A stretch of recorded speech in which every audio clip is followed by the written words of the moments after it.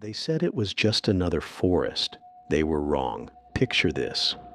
You're walking in the Vermont wilderness, mid-November, breath turning to fog in the cold air.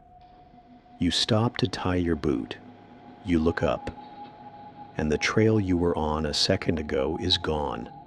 Not overgrown, not hidden, gone. And somewhere, behind the trees, you hear your own voice calling your name.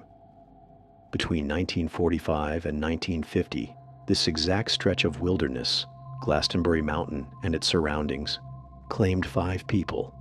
No bodies, no blood, no clues. They simply ceased to exist. The locals call it the Bennington Triangle.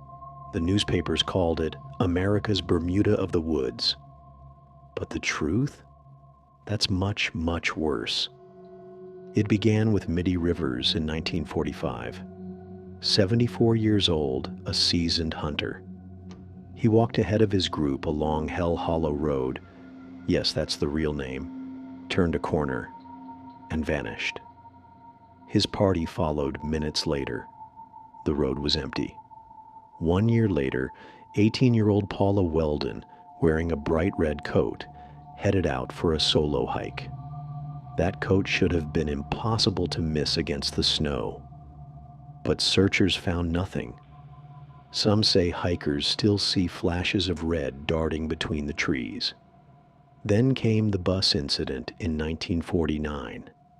And this is where the story gets truly bizarre. James Tedford, a veteran, boarded a bus for Bennington. Passengers saw him sitting there as the bus approached town. But when it arrived, his seat was empty, his bag overhead, his ticket on the cushion. Every single person swears he never got off. Now, let's do something different. Wherever you are, I want you to look at the space directly behind you, just for a second. Now imagine when you turn back to your screen, it's gone. Not your room, not your house. The entire place you were in. No door, no window, no way back. That's what they say happens here. You take one wrong step, and the world you know is replaced by something that isn't ours. October 1950, 8-year-old Paul Jepson went missing while playing near his family's farm. His scent was tracked toward Glastonbury Mountain, and then it simply stopped.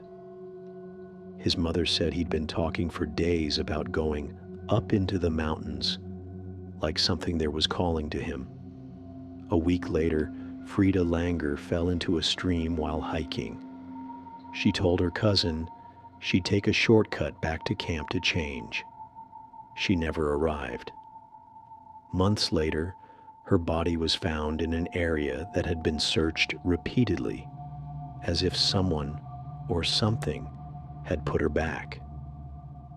The disappearances always came between late October and early December.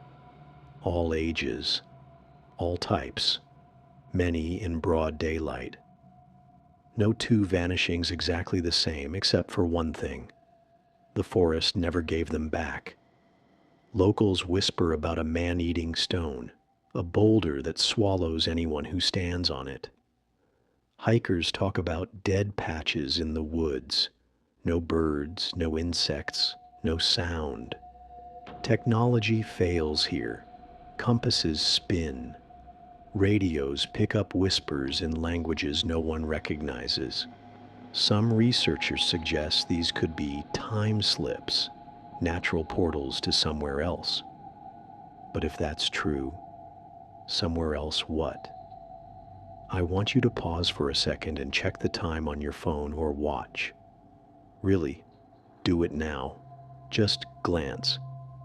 Now imagine, the next time you look, it's an hour later. But you swear you haven't moved. This is exactly what modern hikers report in the Bennington Triangle. Missing hours they can't explain. Memories that don't match reality. And here's where you come in. Somewhere out there, someone watching this knows more. And maybe it never will be. Because the truth about this place isn't just hidden, it's protected by fear, by silence, by whatever still moves through those woods when the sun goes down. Some say if you stand still long enough in the heart of the triangle, you'll hear it, a low hum, almost like the earth itself is breathing. Others claim it's not the forest that takes you, but something that walks through the forest, watching, waiting, choosing. The most unsettling part? Every local I've spoken to agrees on one thing. When you're out there, you're never really alone. And once it notices you, there's no going back to the person you were before. So the next time you see a trail disappear into the trees, ask yourself, is it calling you or warning you? And if you think you can handle what comes next, well, I'll show you. But don't say I didn't warn you.